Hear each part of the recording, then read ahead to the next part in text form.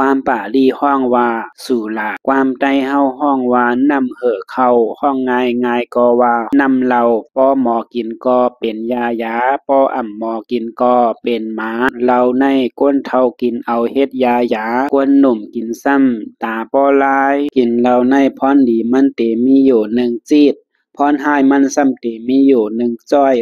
พรดีก้นกินเหล้าเตเฮ็ดเฮอกินข้าวหวานเตเฮ็ดเฮอนอนหลับเตเฮ็ดเฮอข้ามกัดไหลพรจ้ามันซ้ำเตเฮ็ดเฮอคนเฮาเจอปอดต่อซ่าใหญ่ความหนำลาดความอ่ำหมอเย้าอ่ำหู้ปีหู้น้องใกล้ป้องลืมง่ายอ่ำมีก้นหยุ่มย้ำลาดสังก็เปิ้นอ่ำยุมก้นจังหนำเผออ่ำเคยอยู่จำเหล่าในพรดีมันแต่มีอยู่อีก1ก้วยกาว่าพรจ้ามันนับบ่อ่ำไร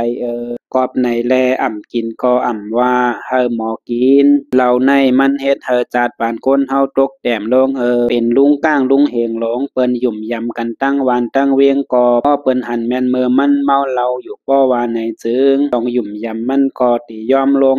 ป้อเปิ้นหันเฮาเมาเหล้าปอกหนึ่งไหนลองเปิ้นหยุ่มยำเนอโตเฮานั่นติยอมลงกำเดียวกอบไหนแลพรจ้านำสู่ลาในพรจ้ามันมีหนำเต้เฮอหมอไว้สัตว์ที่เสกินกันแล